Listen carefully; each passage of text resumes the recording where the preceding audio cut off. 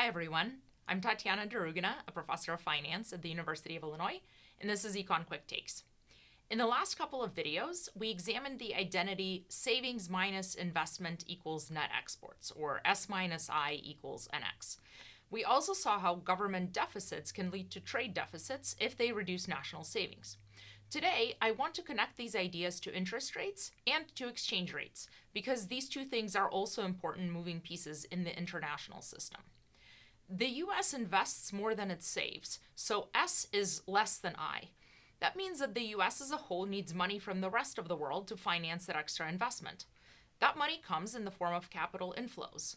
Governments, firms, institutions, and individuals in other countries buy US assets like treasury bonds, stocks, real estate, and more. This is what borrowing from the rest of the world looks like in practice. Investors care about the return on their investment, or the real interest rate that they expect to earn on their funds. There may be some risk involved, so we can think of this as a risk-adjusted real interest rate for our purposes. Now suppose the budget deficit of the US government increases. If private savings doesn't rise to offset this increase and investment doesn't fall, which we can generally assume to be the case, then national savings will decrease, and the US will need to borrow more money from the rest of the world. If the US wants people from other countries to lend more to it, it will have to pay a higher interest rate, all else equal, to attract those extra capital inflows. So, US interest rates will increase. Now let's connect this to the exchange rate. The higher interest rate will attract more foreign funding.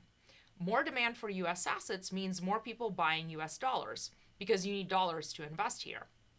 As foreigners buy dollars, the value of the dollar goes up. This is called appreciation. A stronger dollar makes US exports more expensive to foreigners and imports cheaper for Americans. So, what happens? As a result of all these moving parts, exports fall and imports rise, and the trade deficit gets bigger, which is the net export piece of the identity we started with. To recap, here's the chain of events. A government deficit lowers national savings. Assuming private investment and savings don't change, the government deficit increases the gap between savings and investment. The gap is filled by capital flows from abroad, and the interest rate increases.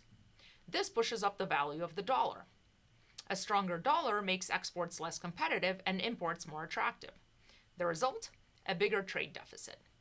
So that's the mechanics of how interest rates and exchange rates adjust behind the scenes to maintain the identity.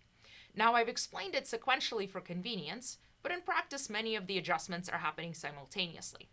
It's also possible to veer off this path.